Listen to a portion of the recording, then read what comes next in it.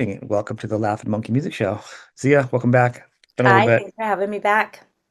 I've been looking forward to it. We talked about you coming back on, and you're here. You've had a lot going on. I've been following you on socials, and actually, I was kind of bummed, but you guys just had some tour mates, a tour with Clueless Shaker, Yeah. and I was hoping you guys were going to come around New England because I was like, oh my God, what a great bill, you know? Yeah, that was I don't know why we have the same booking agent, so he was really in charge of the routing, and I Uh, think I'm not sure why that was the section. I think for us, we had just done the East Coast, and Oh yeah, really I feel in general, which of course we never use things to our advantage in the right way, but really the last few tours we should have been letting everybody know we're not touring for a while. Like we want to yeah, make, we've got two records we want to make. The market is not only saturated by us, but just saturated. The market is saturated. People, one theory I have is what's really affecting ticket sales across the board is the surcharges are so high, that ticket fees are yes, so high that people wait to go at the door because it's cheaper. Because used to be, buying ahead Mhm. is cheaper, but really, once you add all the fees, it costs more than buying at the door. But especially if you have an older audience, the walk up is less because I do it. If I've got a ticket and I bought the ticket weeks ago and I can't wait to go, but then that day I kind of don't feel like it, I'm going to go because I bought the ticket. And then you're usually glad you went. But if you didn't buy the ticket and you just got to show up Right. and buy it, you're like, nah, I'm tired. So you get people backing out of their plans. They're not held to that commitment the same.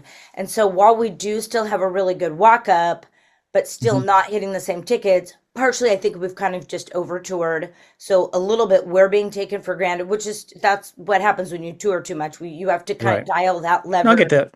over the years. But to know that also our tour managers are like, yeah, we see this with every band we're out with. Our booking agents are, yeah, numbers are kind of down all over the place. But the walk ups are still higher than they used to be. My guess is those ticketing fees are crushing the pre sale benefit, Yeah. which is frustrating. Again, and a band can oversaturate it to the point where I know most bands, if you play less, you'll actually make more money, play better dates. It's a whole Well, thing. and it's just, and you're constantly toggling it. You're like, oh, we didn't play enough. We could have done a bigger show. We could have done this. We would have made more money. Oh, we played too much. Or we're not filling these rooms where it's just, it's always really hard to decide. But really, what we go by is, are we having a good quality of life? Yep. And so we're just not as good at playing the game as some of the other artists. It's always been that way.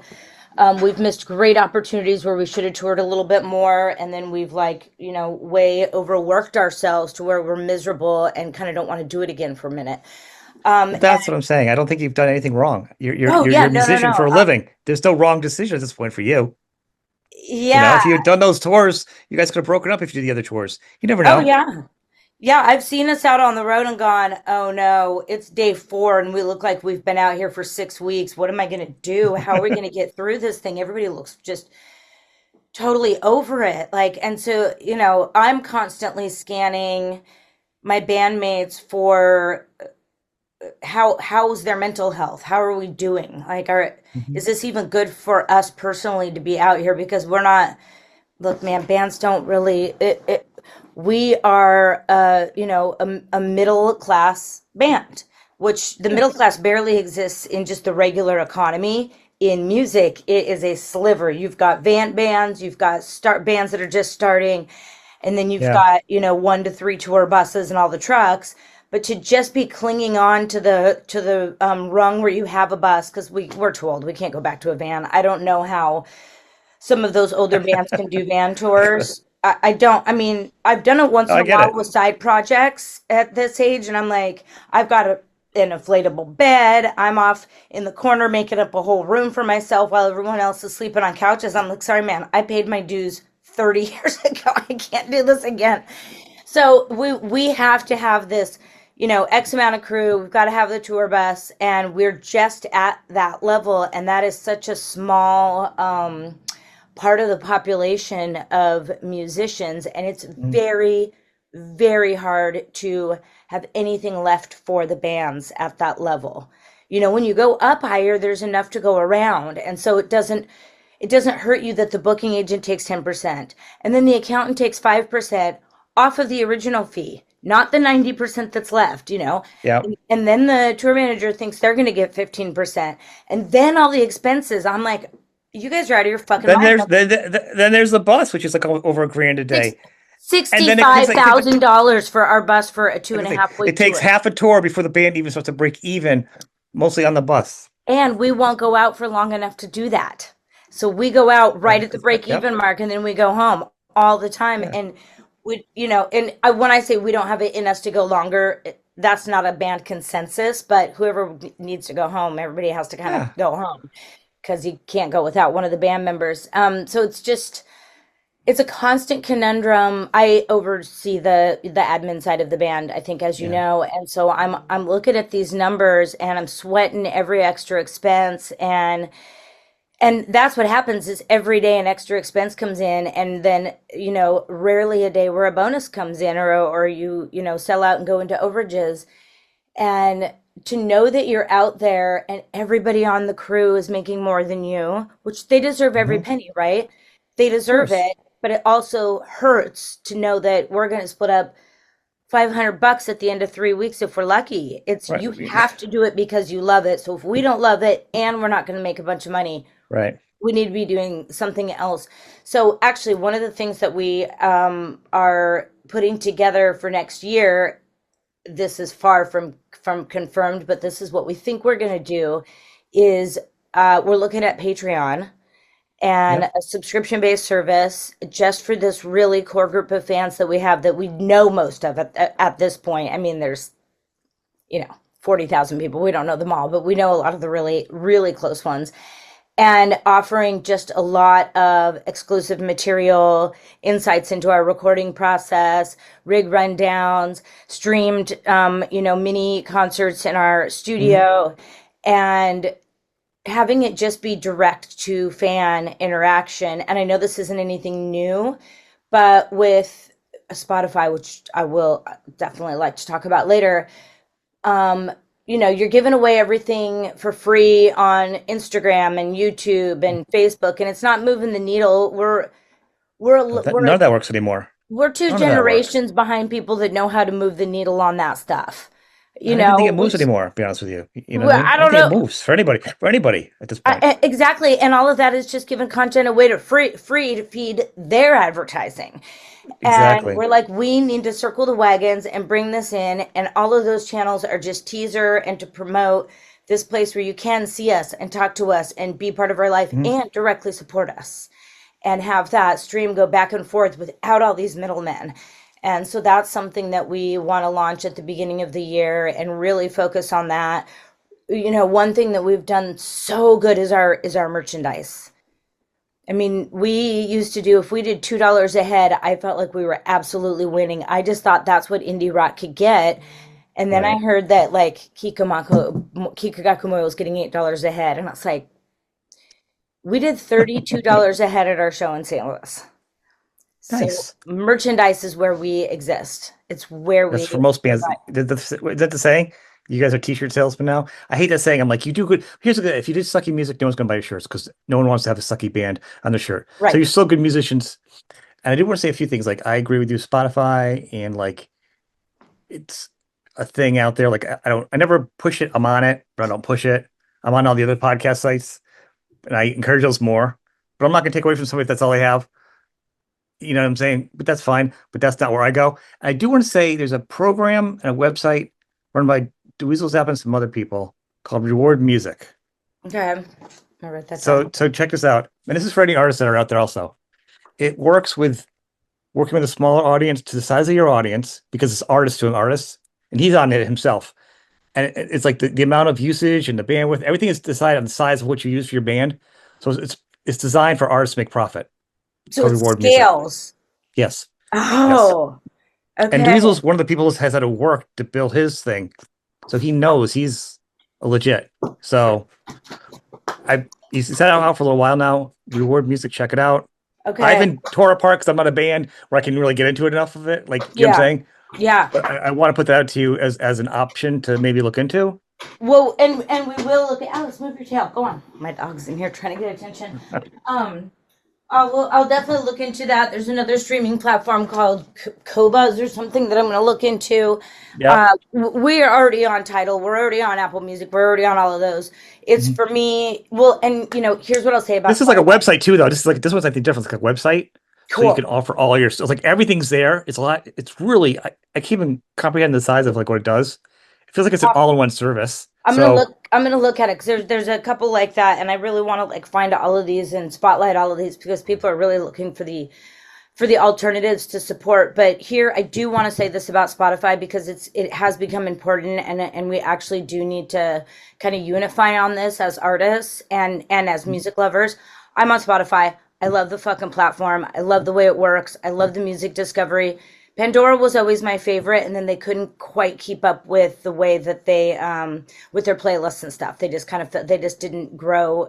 They didn't evolve in the way that music right, listenership was evolving. So I know that they're not gone, but they're not in the top. But with Spotify, okay, sure, they've never paid artists, right? They just everybody knows that, and it's still okay, right? Because that's not enough to make people change their minds of if artists are being paid fairly or not. It never has been. The saying "I got it for a song" means I got it for nothing because we can just take musicians' music. It's just right. it's a belief system in our culture that that's okay. So not paying artists enough wasn't enough for people to turn away from Spotify for the most part. There's a few, highly ethical people that, did it, but it didn't move the needle. But then it is known that they fund war drones. It is known, they are basically genocide supporters. Mhm. That's moving some more people away. They're like, oh, I can't sleep at night. I can't sleep at night knowing that my profit that they don't even deserve in the first place, they're spending on stuff I don't believe in. They refuse to take down the ICE recruitment ads. Mhm. Refuse to take down their ICE recruitment ads. That makes me lose sleep at night. It's And actually is on Spotify. Let's see. on I don't even listen. Spotify, I don't even use Spotify. I'll put my podcast on it. I'm saying, but I don't actually right? listen to Spotify. But I won't here's the even. thing: is I don't even have an account. I'm even encouraging you. Look, $40,000 a year is significant for us. That's still a ripoff. We have 1.5 million monthly listeners. We should be getting 2 to 3 times that for that. Yeah. But even 40K at our level is a lot. We don't tour a lot. We put our records out every three Money's years. money. It's money. That's 10 grand for each band. That's almost $1,000 a month. That is significant. We are walking away from that. We are putting that down and saying, Spotify, you do not get to use our money for evil, and you do not get to keep all of our money. We are taking it down. Here is okay. And then the fourth, the ambiguous wording around their new user agreement of being able to use any of your content for AI. And the way they're writing it is like, no, no, no, it's not the artists, it is the listeners. The artists are listeners. So if you agree to it, you're ipso Right. facto backwards agreeing to let all your music be used. Yeah. It's ambiguous. I don't know how bad it is, but they're evil, so it's got to be evil. So those are four really, really good reasons to not use Spotify, to not put our stuff on Spotify. I don't want to leave Spotify either. I don't want to leave Amazon either. And and I haven't yet, but I know I need to. Yeah, Amazon does Spotify, the same thing. You're right. Yeah. but I'm starting with Spotify because as a musician, it just makes me more mad. Here is the crazy thing though. I just learned this. I can't even believe it. So if you've been on a major label, you have big distribution companies, right? So Yeah. and you don't have that say in that music as an artist. If you signed a contract, the label Correct. owns your music for in perpetuity sometimes, or for years and years. The music that we own, the albums we've put out or on smaller labels, we're pulling. We are in the process of pulling Yeah. on Spotify. That's Reclaiming them all. Yeah. that's not 13 Tails. That's not Welcome to the Monkey House. Again, it's performative really to just take that stuff down. So I wrote a letter to UMG, Universal Music Group. This is who distributes our major label releases. I'm going to send it to the lawyer, have the lawyer send it to UMG. Effective immediately. This is what we want. We want our catalog taken off Spotify, and this is why. These 4 reasons. Guess what? UMG owns 20% of Spotify. How's that okay? How is that okay? So then I went to SAG-AFTRA, our union. Like, I don't have time for this shit, man. This is why nobody does anything. They don't have time. Musicians don't have extra time. If they're making any kind of a living at music, they're already got 8 careers that they're trying to manage. So that's conflict of interest in my mind, and I just was gobsmacked that that was the case. Then I went to SAG-AFTRA and said, listen, artists, you represent actors and musicians. Actors are Hmm. striking. The union advocates for actors. The union makes sure actors are getting fair wages and all that uniony stuff. We're in a union. I pay union dues and I get decent health insurance because of that. You know, in American standards, my health insurance is good. That alone, of course, is worth it. But who's standing up for me in my union? As far as I can tell, nobody. And so I was asking him about that. I'm like, listen, this is what I want SAG-AFTRA to do because we don't have a network of musicians. What am I going to find? Am I going to go reach out to Nine Inch Nails on Facebook and see if they want to sign my petition? That's not how it works. And so I want SAG-AFTRA to circulate a petition that says basically what I said. How do you feel about Spotify? If you left, what reasons would it be for?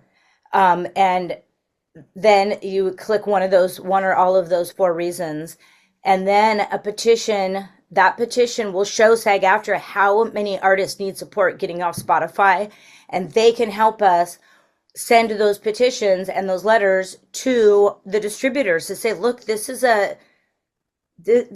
our union getting all of our musicians together Hmm. and supporting them in this move to be looked after, to be supported, to not fund war, and to not. I mean, there's no getting out of the AI thing, probably. Let's be honest, but Spotify is just like Right. willfully doing it, and I just can't believe that this is something so important. And I'm just looking around, going, "Who's with me?"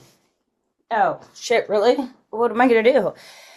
So that's really, really, really been a thorn in my side, and it's getting worse by the day. I think those are all valid things, and I think people ourselves like that's everyone just if you don't use Spotify. I don't even use Spotify because I didn't even like it back when the whole Neil Young. I didn't like when a podcaster Joe Rogan's making $20 million and the artists aren't making anything. I'm not gonna get into the Joe Rogan thing, but what I am gonna say is because it's a person that puts on a show and they do their things, and I'm not gonna go after a person, but that amount of money when there's all these people in line in the front of the line before you that have albums and years of content that continually gets played over and over again, that value should be taken care of first, you know, 100%. And we without talked about a leaving when personal all of that was dig. happening. Yeah. Even for us, getting screwed and not getting paid enough wasn't enough reason to leave. Like that's what that says about our own self-worth system. If musicians aren't conditioned to value themselves in society, why would their fans? Or the population in general. And but I Yeah. would strongly encourage you to take your podcast off Spotify. I'm asking everyone to basically Jimmy Kimmel this and put. I left Hulu immediately, and I loved seeing that moved the needle. I loved seeing that people stood up for freedom of Mhm. speech and made them Yep. take Jimmy Kimmel back. That showed the I power love of that too. people I exist. agree. I agree. So that is the soapbox I'm standing on right now. It's a good one. And I think that there are, but like they said, that Reward Music or other sites, that one is $25 a year, right? If you're Mhm. small, your audience is doing that, and he puts up some new songs for users, but anyone can go on it, and then there's private, you know what I'm saying? You can do Mhm. things. And even I got on, that's how I met him. We were doing special content for his site because you can do all your stuff on your site and you're bringing in your own money. And I think that's the model, whether it's there or anywhere else, for an artist to have control over all your content because he sells his shirts there, he does his bundles, his tour stuff, and there's other artists on there too. And there Yeah, needs to be more and more places like that that I do want to that. see. Just, I know that's stupid to get on my phone during an interview, but I actually do want to see because I had just sent one to somebody and I didn't look into it, and I'm curious if it happened to be. The same thing. Yeah, yeah, yeah. Or there's another one out there, and this is kind of the research we need to be doing. So let's see here. I sent it. Well, I think there should be more. I mean, because you also don't want to have a one stop for everything because the problem is when there's only one thing in the world, it becomes just, the only place to go. And that's not cool. You need to have a lot of places like this. Yeah, exactly. Oh, this says you're okay. The world's first social music platform, Play Music, Playy. No. So that's another one that it says after more than 10 years in the making, First Social Music, play music built for independent artists who desire an ethical, transparent, sustainable alternative. Play music allows artists to manage every aspect of their career, booking, live gigs, engaging directly with fans, streaming, sample sharing, fundraising, and licensing their work. So these things are appearing, and I think basically what they are doing is eclipsing labels, you know, and Right. Well, they're competing. I mean, they need to do something. it And keeps the ownership. I mean, I cannot believe that we do not have the right to say where our music is streamed and where it isn't. yeah, We I just don't sent you have the that link, by the way, agency. in your chat for after for Dweezil's page. And then Okay, from there cool. Thank you. you can back that way you don't forget, and you can Thank backwards you. into the actual main page. And if you need to Cool. talk to somebody there, I can talk to him or other people and get you Awesome. guys connected. All Awesome. right. Let's talk about But more I fun think, stuff than that. well, yeah, okay. So, but it's important though. It is a music It show, and I is. think, No, I mean, it's and I want to extremely encourage important. musicians to start do this kind of stuff. I mean, this is very important. I always go on and and I always talk to people about how the artists, the money, the shows, the costs, people complain about it. I'm like, you guys could get gigged on just the cost of your shirts because you guys get taxed on the shirts, you get taxed from the venue wants to tax. It's like the mob. It's like you can't win. And then God forbid you Everyone come into takes it. another country that you get taxed making it, you get taxed coming out of the country, back into the country. You get like five different taxes. It's a nightmare. It So is a I've gone night. on in my It own is tirade no, about no, that no, too. no, no. It is a nightmare. One cool thing that we did on this last tour, because this is another thing that's been coming up as a complicated conversation that again it's hard to find musical peers to bounce back and forth. Is tipping now with at venue for merch. The merch people get tipped. Yeah, okay. And people and the fans who are buying the merch don't understand where that tip money goes, right? So when it first happened, I was having fans come up going, "Hey, I gave you guys a fat tip. I really want to support you," and I was like, "Oh, that doesn't go to us. Okay, let me think about that." And then Travis, my ex-husband, he stage manages for different bands, and he said, "Yeah, the merch girls would be coming up, going, 'Oh my God, I got $1,000 in tips,' and they're going, 'Excuse me.'" So our friend came out and did merch with us, and I go, "Let's just figure this out because this is new. That there's no standard built around where this tip money goes yet. So I want to try this because." Our crew is getting paid fairly. They're not getting they can make Okay. more in the business, but they also wouldn't be with family. So there's some give and take. I'm not disputing that. Okay. Yeah. So with this, I said, listen, you're gonna get the first $100 no matter what.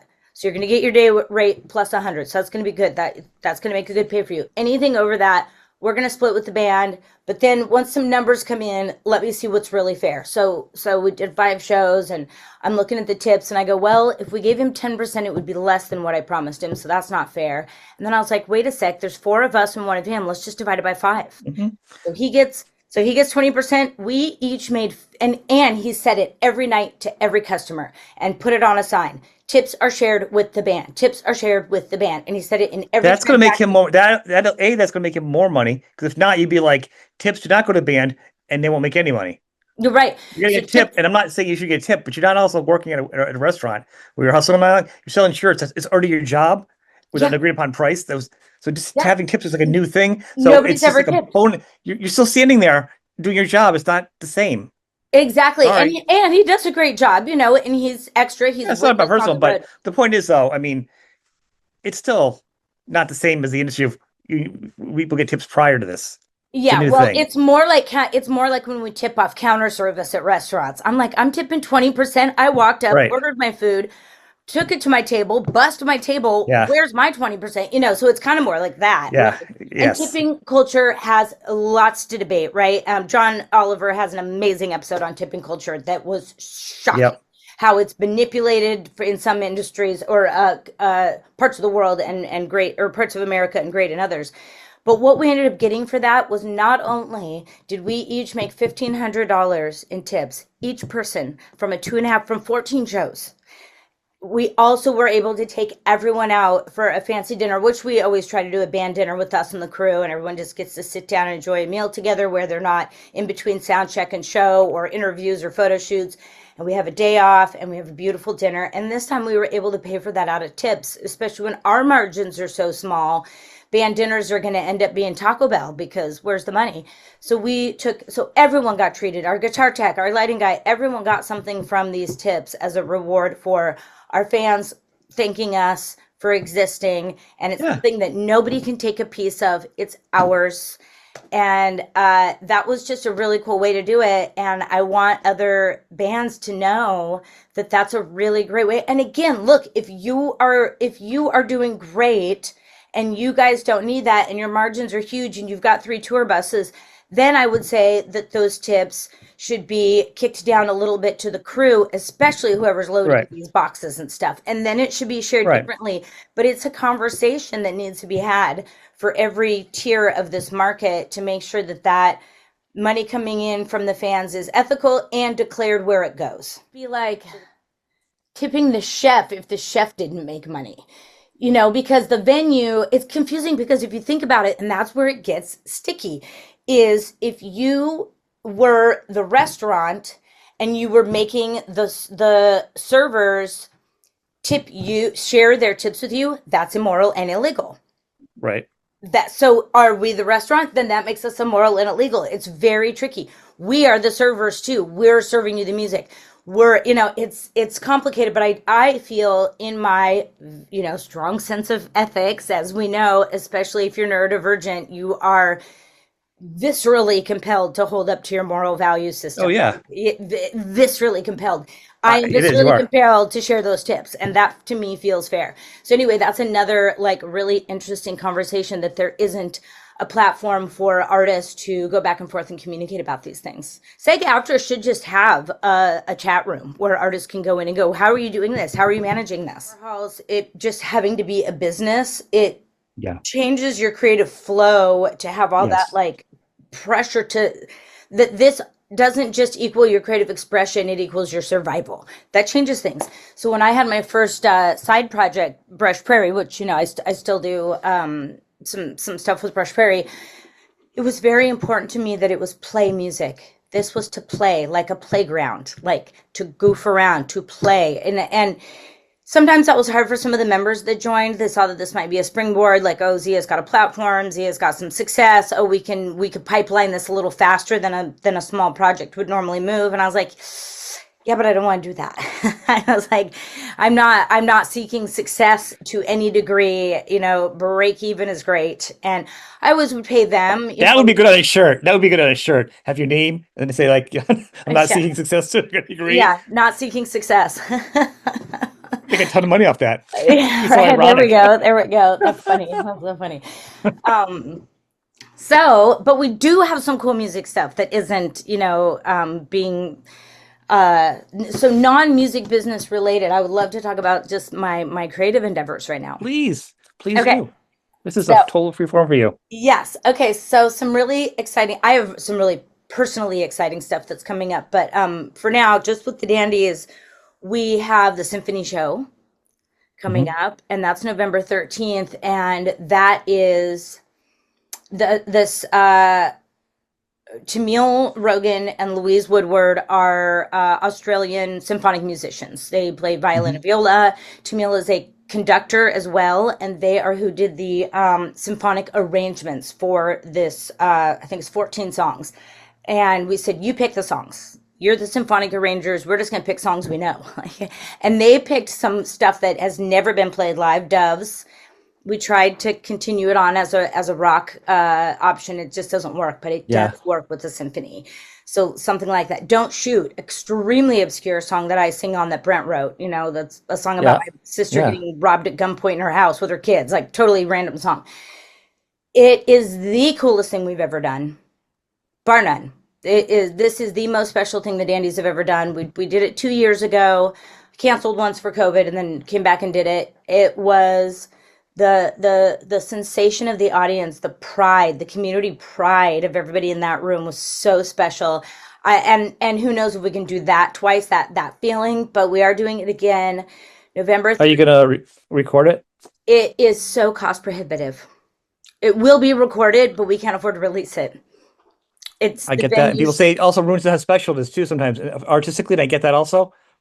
But my job is to ask these questions before I get an email saying, "You didn't ask if they were going to record it." Everybody asks if we're going to record it, and we say, so sorry, it's cost prohibitive. Please come to us. And they go, that's cost prohibitive. I go, fair enough.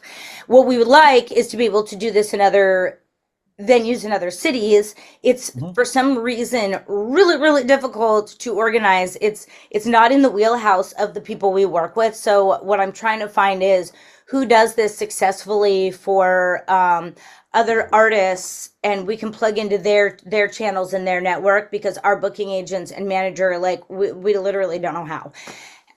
But most likely the second place we'll end up doing this is Tasmania. That's the place we've gotten the farthest, because they've got connections with Mona, the Museum of Old and New Art there, which I am going to talk about in a minute. And they do a festival called Dark Mofo, and they do stuff in tandem with the symphony. So that is our best chance of moving this. I think then, once the proof of concept that it can travel, I think it would be easy to pick up Sydney Opera House, where our biggest market is Australia. Then we could start doing, Philharmonic or where the heck ever. So that's coming up. It's so special. And then whenever we have something for out of town, something where people will travel to Portland to see, usually it's a holiday show. I like to build events around it to make it really compelling. We always find a hotel to partner with. So I think it's the Heathman this year, because it's really close to the Schnitz, the venue, the Arlene Schnitzer Concert Hall. So for the 14th, we're going to have an enchanted evening with the Dandy Warhols at our studio, at the auditorium. And it's going to be just this very ethereal, floaty, beautiful. I always kind of do these decorations that are about the quality of a well-done prom. like prom in the movies, not the real prom that I probably any of us actually saw. So better than real prom, but not quite prom in the movies. And this one will be that kind of paper moon theme where you do your photo booth on the paper moon, like in the 30s. And we'll do a little acoustic, like a stripped down set. And this time, what's going to make it special is Tamil and Louise are going to join us with violin and viola. So we'll have this stripped down set, but with some strings added. And this is probably a one of a kind show that you'll only see at the studio with us. And we'll have wine and champagne and oysters, and we just do this kind of dreamy, elegant, intimate event together. Only 100 people can come. You can only buy tickets to it if you are a ticket holder to the symphony, so it goes in tandem, and that makes it a really unique reason to come spend the weekend in Portland. And then that's it for the year. It's just that show. So we're hoping to get a lot of our national and international fans to join us for that. That sounds pretty awesome. Yeah, that is awesome. And then in the studio, we are, I would say, I think it's safe to say we're 70% done with this album. Not counting mixing, because that becomes a whole extra thing, but getting all the tracks. But you seem excited about this album. And let's say some albums we've talked about are not always for everybody. Being honest, just like in life, everything's not that for everybody. That's what a real world's like. I mean, but you are very excited about this, so clearly you got your teeth in it a little bit more. Totally different. You're feeling it. Yeah. So when we did Rockmaker, of course, I wanted to be very diplomatic about that album being a tough entry point for me, right? It was, every song started with a metal riff. Right then, I'm like, okay, well, I'll go do something else. I think it was well executed. I love playing Problem. I learned Pete's bass line for I'd Like to Help You With Your Problem. I think it's the coolest song on the record. I still struggle to get through some of them because they're just not me. It's a good album. I also say, just listen to it, like where you would fit in at any level. I played, percussion. I percussioned all over that record. It's not that I didn't participate. It just wasn't an easy access for me. I had to fight to find my way in musically. Besides, I can play percussion on anything. That part was easy. This album, and also that album was a sign of the times. It was George Floyd. It was COVID. It was wildfires in Portland. I mean, we had empty streets full of smoke and protesters and dumpster fires and dark days. But luckily, things are much happier now. I don't get shot by lightning. Sorry, I know. Struck by lightning. What I wanted from this album and what is actually happening, because I firmly believe, and I think artists get stuck on this a lot, not just musicians. When you have a concept, an idea, a theme, a whatever, that is merely an entry point. That is to get started. That is what compels me to jump off this high rock into the water and see what happens. Hmm. That doesn't mean you have to adhere to that. It's not a rule. It's just a dream. It's just a concept. It's allowed to shift. It's allowed to morph.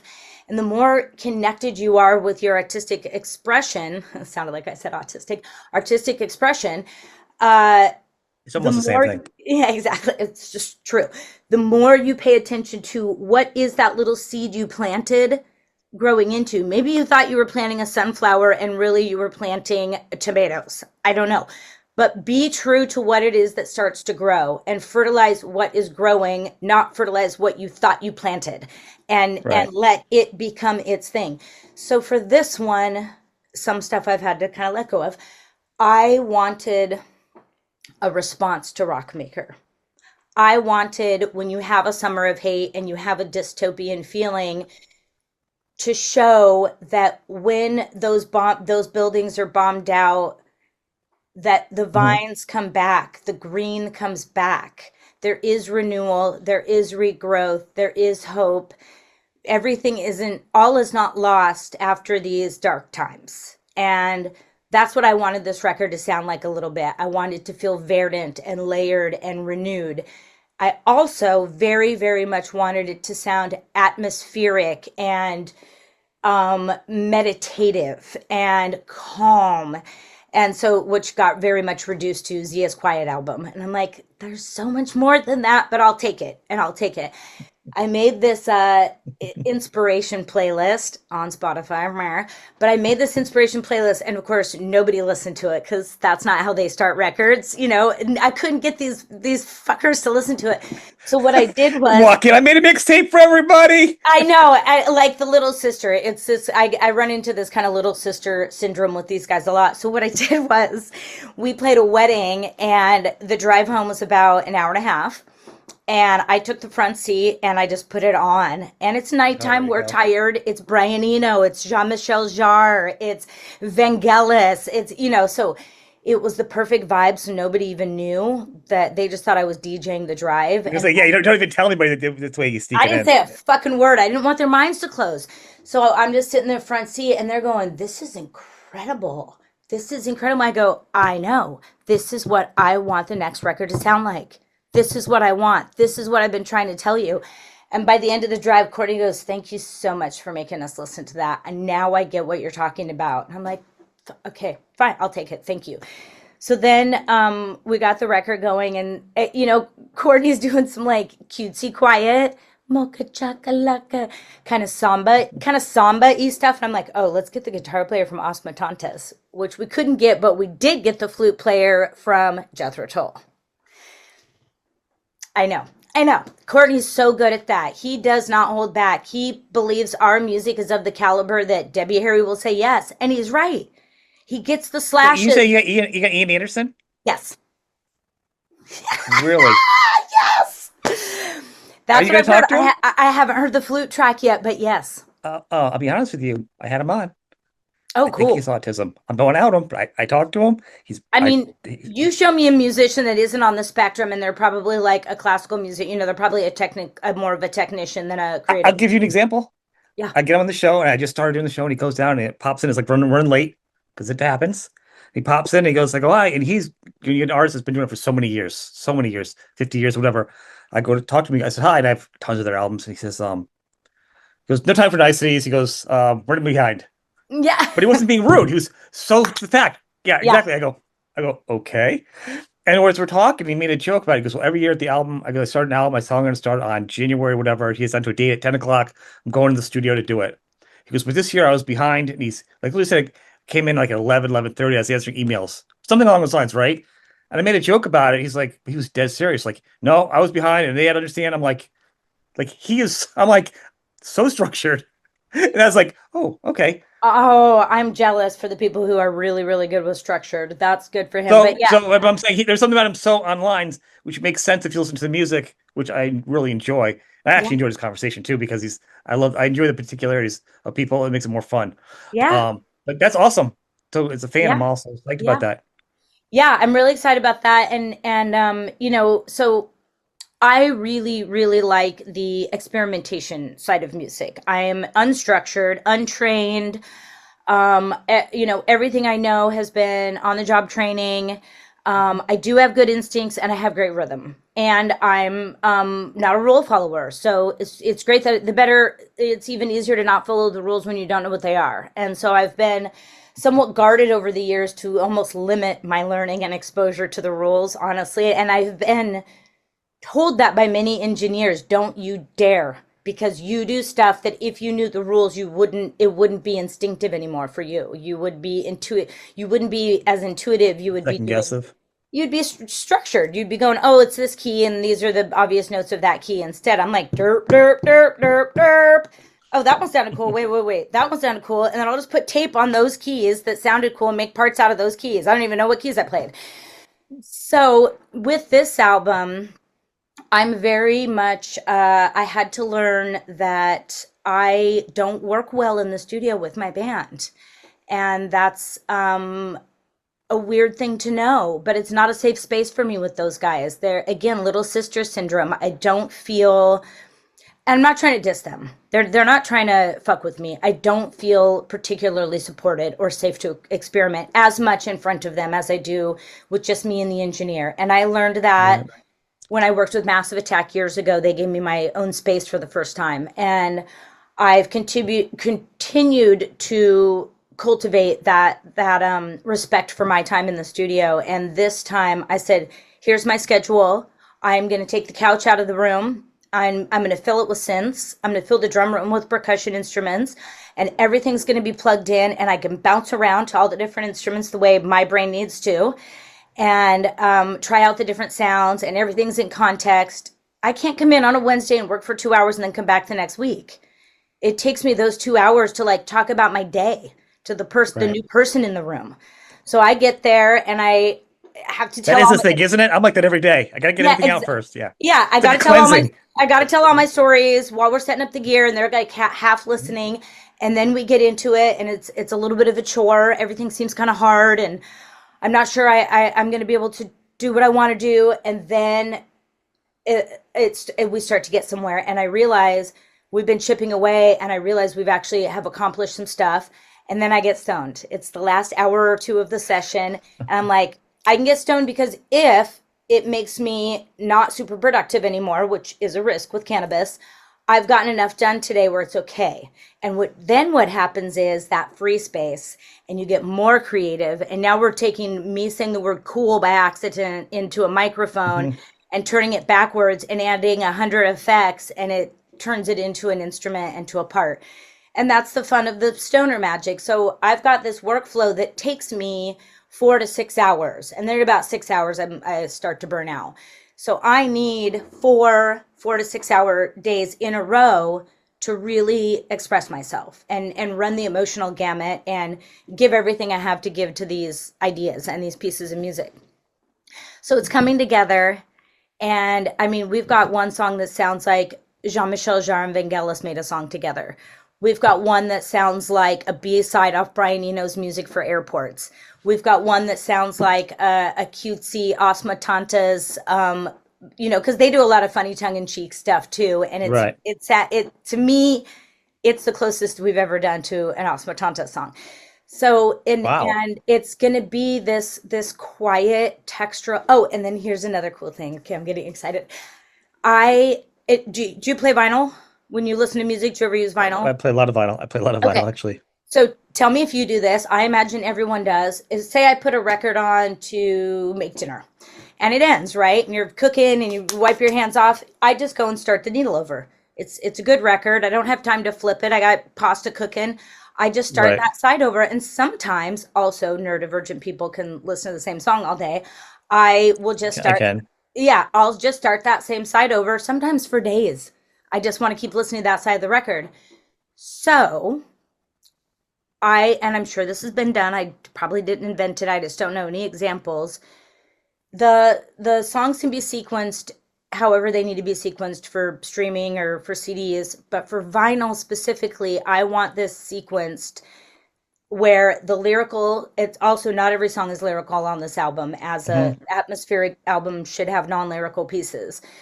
The lyrical half of this record goes on one side and the non-lyrical half goes on Okay. the other side. Now, for a streaming flow, it might be different. That might feel lopsided, but for vinyl, you can put that and go, I'm in the instrumental, and Right. there might still be phonating, some oohs and some ahs and Right. vocal instrumentation, but not a lyric, not a story, not a Right. chorus and a verse. And that's the one side of the album, and then the other side has the lyrical Mhm. stuff. And I'm sure it's been That's pretty done. cool. I would love to Well, hear I it think from. I think they people feel kept ideas of it, like the darker side of the album, the emotional side of the album. I've heard different things, like you know what I mean. This is the light side, the dark side. I've heard things like that. I don't know if instrument or not. I don't. I can't think of anything myself either. I don't know But either. I've thought of themes on each side. I know people have Yeah, done themes, but I don't think I've heard that. I mean, yeah, you feel like there should and be, but I can't think of anything myself either. so maybe I did invent it, but as an avid vinyl collector, and with my radio program Get Lost on Shady Pines Radio, uh, that is an atmospheric, experimental, avant-garde, outsider music program, and really every single song on my inspiration playlist for this record Mhm. came from my master playlist of Get Lost, because that is the kind of music that I love the William Onya bars and David Lynch and Angelo Badalamante and all of that kind of stuff. So what I love is that the band got on board with this, and it is giving me the ability to come back in and feel really invested and really included and really fully expressive as an artist. I do so much work on the admin side Mhm. that not fully participating in that last album started to make me feel like an unpaid employee of this band, Yeah. like an unpaid, unappreciated accountant. And I don't get paid for that work. I do it so that we get to exist. And it's mostly thankless, and probably mostly they don't even know what the hell I'm looking at, budgets and stuff. It makes my brain feel smart. It gives me business acumen, but it doesn't make me feel like an artist. And so to have this album back and be part of this has like done so much for me, and how good I feel about being in this band.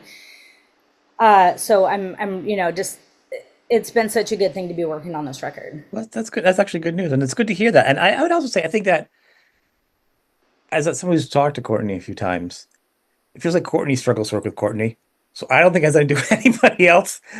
He works with himself. You know what I'm saying? And Yeah. I think it's good you found your own spot and you defined what you do, because I think everybody has to define it. And I think that's what's going to let you continue to grow. Yeah, and here's the other thing is, anything that they were working on, and then we veer off into Zia land, Mhm. that is its own file. So we leave that, and then we start, this is now where Zia has ventured off, and they're not working on the files without me, but they can always go back to before. I mean, Mhm. there's one track that is just one meandering organ part, which is the one I started to make it into a shape and it ruined it. So I go, nope, this is just this. I have now added something like 50 or 60 tracks to that. And it's, completely bonkers. Mostly percussion layers and, all this atmospheric stuff. Mhm. But I cannot wait to shape that up and then have them listen to it. If they undo every single part of that, I have already made all this music. I'll just put it on my next atmospheric record. Yep. So take it or leave it. You guys get first dibs on my creative output here. And if you don't want to use any of it, don't worry. I'm going to make an atmospheric record with my That's boyfriend fair. here anyway. Yeah. So I'm not precious about it. I don't care. It is Courtney's band. And if he wants he can honor my concept to hit the limits of his interest. And I'm not going to get mad about it. I'm just going to this is just helping me be even better for my own record that I'll make in this genre anyway.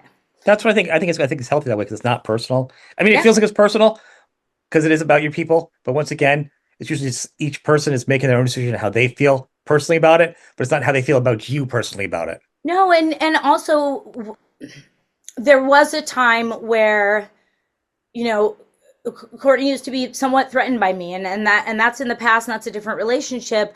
Then I would maybe take it personal because I wouldn't trust, was he Right. taking my part away to thwart me, or was he being true to the music?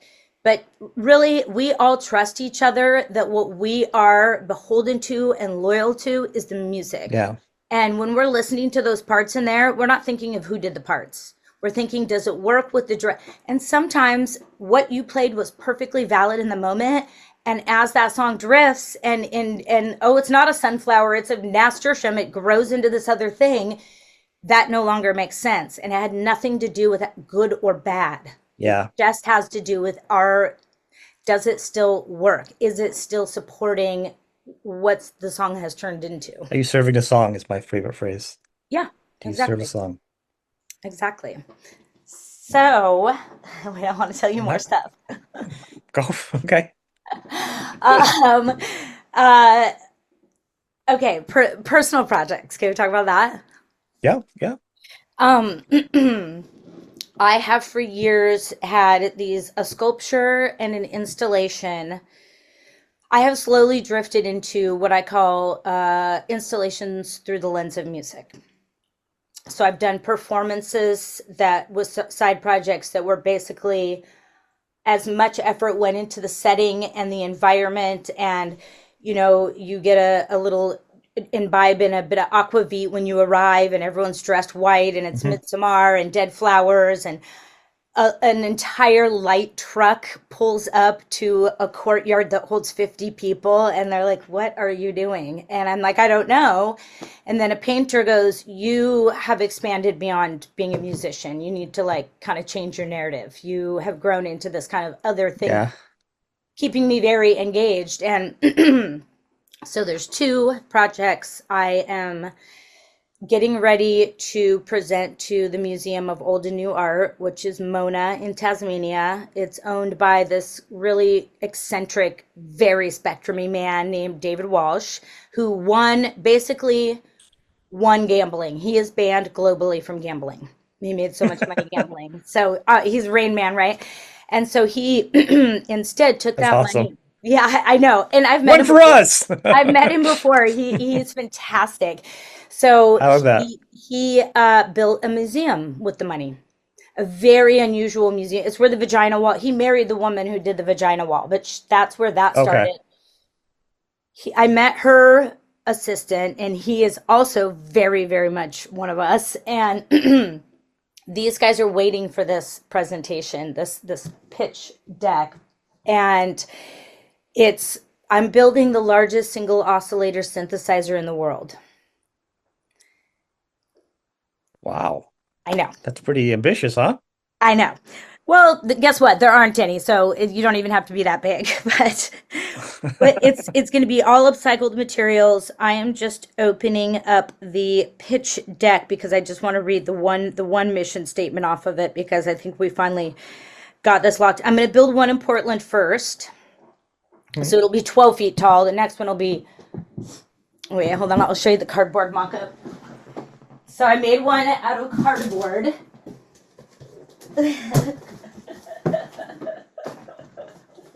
Oh, wow. So here's my giant. There's my Oh, cardboard. wow. Yeah, and so then I worked with my friend who's a muralist and very successful in the art industry. She's making my pitch deck and helping me with all of this. And so we're looking for, I want Korg and Roland to sponsor this, and support this. So let's see. It says, a sound sculpture inviting everyone into the world of analog synth exploration. Zia's fearless curiosity and her single oscillator synth led her on a 3-decade musical journey in the Dandy Warhols with no previous musical education. This integrative sculpture opens that same doorway, allowing all who visit to touch, play, and discover the magic of analog synthesized sound. So what I'm doing is I am extending the invitation. I want people to know that the bar for entry into creativity and musical expression is zero. There isn't one. Pick Mhm. something that makes music and put your hands on it until something resonates with you, and now you are a musician. pick up a paintbrush and put it on the canvas and do something that feels like an expression of yourself. And now you are a painter. And that needs to be recognized. It needs to be fostered, stimulated, encouraged. We need art. We need to create more and we need to consume less. We need to create more and we need to consume less. And that is our path forward for humanity. So to make this beautiful upcycled sculpture that will be just compelling visually, but is also the keys are 3 inches by 18 inches. And there's only 1 octave. So it's 3.5 feet wide with 1 octave of keys. The knobs are like upcycled 50s appliance knobs, doorknobs, there's plexiglass on the side so you can see the wiring inside, so you can see what the guts of a Very cool. synthesizer looks like. Yep. And there'll be like a iPad type unit, so you can you can record a sample and email it to yourself. So this might be the first and maybe the only time somebody has recorded music that they make. And I guarantee at some point somebody's going to come up to me and say, I'm a musician because of that machine. I Yeah. got into music I believe because of that machine. I absolutely believe that. I believe that. So I'm going to make one for Portland. It'll be, open to the public at somewhere. Then I'll do one in Tasmania. And then, I would love to see one in every Meow Wolf. I would love to see these in what I imagine is I'll start getting invited to keep building these. And this will just become something that I put out 1 or 2 a year in different places around the world. There's a museum called Strat in Amsterdam where I came up with the concept. They do huge art. It's a ship hanger that features muralist work. So that I wanted to contribute something on the same scale as these muralists. And that's when I came up with this synthesizer. Holy moly. Isn't that exciting? That's pretty awesome. That's really Yes, awesome. I've been working on that. And then the other thing is it's a little harder to describe, but do you know Ram Dass's spiritual philosophy book, Be Here Now? Mm. It's I don't think I do. I don't know where mine is, but it's a very, very famous philosophy spiritual book that is written in like spiral. It looks like he wrote it high on acid. Like the words trail off the page. And I Okay. want to do an installation room where you walk in called See Here Now. And when you walk through this room, it's a quantized theremin, which means your body crossing this threshold moves the wave of sound, but it'll be Yeah. quantized, so it's a key. It'll fit in key with the room. There'll be 4 pieces of art, 1 on each wall, that somehow you trigger this art to start a piece of music that comes out of the speaker. And all of the layers of music from each 4 speakers work together in any order that they're started in. Wow. So it's this atmospheric, non-linear sonata. So it moves in pieces, creates tension, creates resolve, and you can sit in the center of this room on a out-facing circular couch that has a sub inside it. You can ride a stationary bicycle with a chain that goes to the ceiling that moves a fan that blows a chime to slowly chime in the room in key with all the rest of the music. And it's all in the healing hertz. So it's guerrilla healing. You come in this room and you interact, and these vibrations are going through your body, and you leave the room with a subtle shift. You go, Crying with all these strangers in one place. what just happened? What just happened to me? Guerrilla healing, and so these are the 2 things that outside of making the record and putting on the events and, doing real Holy estate. moly. That's quite busy for you. You are out of control. Yeah. It's been 14-hour days, and I'm loving it, and I'm paying for mentorship, and I'm outsourcing where I can. But it's going to be 26 is going to be a really, really exciting year. I'm excited for you. Those are really awesome. I'm looking forward to seeing the visuals for them at least, because obviously I won't be able to see them all. But I'm looking forward to hearing about them and reading about them and seeing them. We'll have to catch up again sooner to keep on the hot on the trail Please. these items, because it's the progress of it is almost exciting to me. Hearing this now and being part of the journey, I always love the journey of something more. Because you always look back afterwards, you're like, God, it was kind of more fun achieving it and wanting to achieve it. But then when you achieve it, you're like, that was cool, but now I want something different. Like, Yeah. and you're at the part where it's just like you're achieving it. You got the idea and you're in it, which Yeah. is I the best mean, part. I really, I feel like, I came into music in such a weird, sheltered way, and I truly, for years and years and years, identified that that was my only my only creative outlet. That I wasn't actually creative. That I wasn't actually a musician. That I wasn't actually an artist. I just lucked out into this one gig, and I've capitalized on it. That's what I thought. It took me forever to see myself as a musician.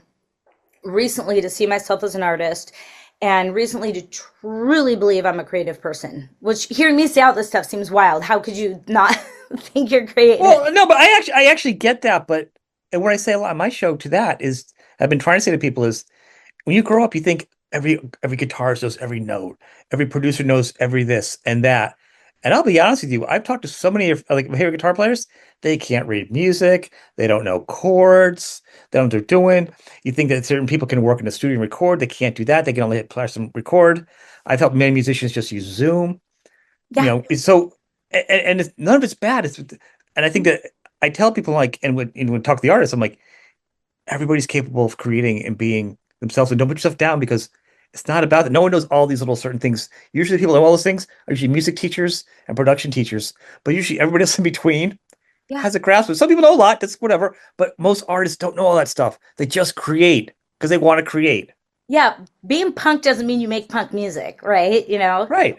Yeah, so Exactly. what? I play bass guitar and I do everything I can to only use two of the strings.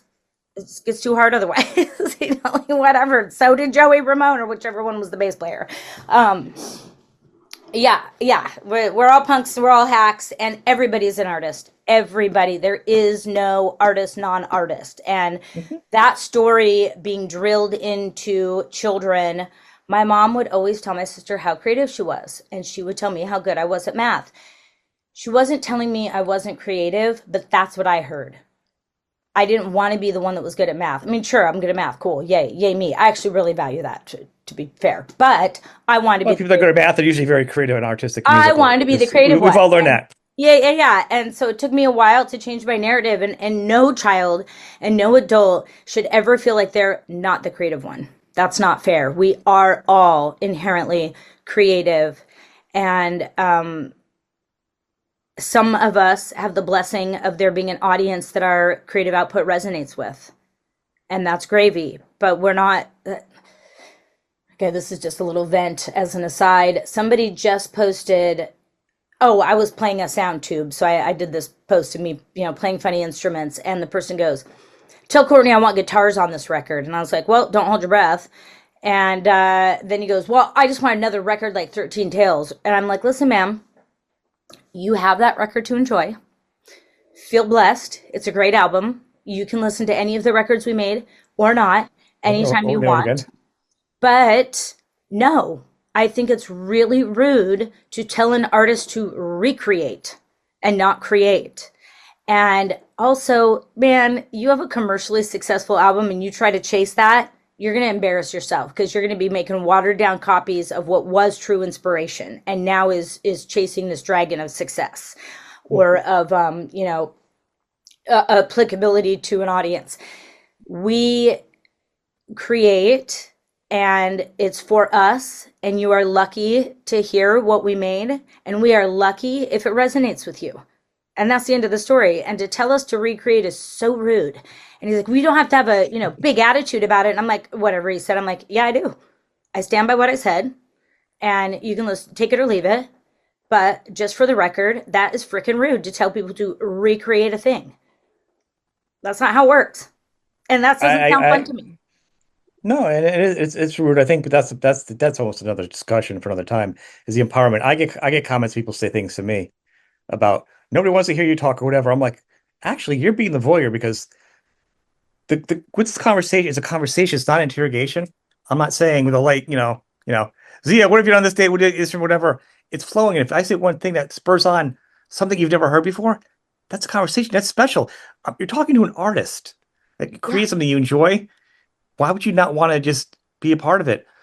So no, you need to just stop watching my channel for free anyhow. So I mean, but like, or like you just hear all kinds of crazy things, and I'm like, you know what? No comments anymore. Well, I know the Eh, descent is really hard, and every time I see now, and I think we're all really trying to learn how to deal with bots, deal with AI, deal with trolls. But I do just not turn off the let comments. Just turn off the I comments. don't let myself react now. I mean, obviously, react to Yeah, that guy because it's in our social feed, and I want people to know that. So I'm speaking to right. him, to everyone via him, right? But yeah, when I see, shitty comments on stuff, I just go straight to their page and I go, oh, 79 followers, private account. 42 followers, private account. I'm like, you're not interacting. You're not putting yourself out there. This is a troll. This is a bot. This is a dissent creator. This is Or they're just arrogant because I had it this their morning. I whole literally thing is to somebody. pull the attention away from something and to themselves to take away from something else, which is just shitty. It's just, I'm not going to participate. But when you're not even actively participating in fostering your own success, regardless of definition of success, followers, Yeah, sales, just putting out the piece that you want to create and completing it and delivering it, which really is the fundamental of it, is did you create it and deliver it? Everything else is out of your control. Those people, when you are next to them and you are creating and delivering, the compulsion to try to keep that person down so that you feel less far from the bar of success rather than lifting yourself up, you want to like push them down instead, and that's ugly and that's small and it's common. it is. It's Yeah, insane. But I can't believe what an overwhelming amount of stuff you shared, and overwhelming in a good way. thanks You for letting know? me share all that. I haven't had an interview since Oh all this no. stuff got to the level where I felt like finally these ideas aren't just going to be something I talk about at parties. These are becoming something real, and my big takeaway from that is Now it's official. You have it out there on a mentorship. media source. Yeah, I have gotten mentors that to get me over the humps, and I think when you good. feel stuck, reach out your hand and find somebody that can grab that hand and pull you over that little gulf, because each time I would get stuck, panic would start to well up inside me that this is where the project fails. This is where it goes off the rails. This is where you couldn't get it to the next level. And now I know to just go find the help. You don't have to do this all by yourself. We are not all No, islands. that's good advice. A lot of good advice today. This is awesome. Thank you. I want to thank you. Yeah. We will catch up again soon, or whatever you want, really. And Yeah, keep 3 months, going. 6 months, see what's Yeah, coming. But we'll see where you're at with your projects. It's always fun to talk to you anyhow.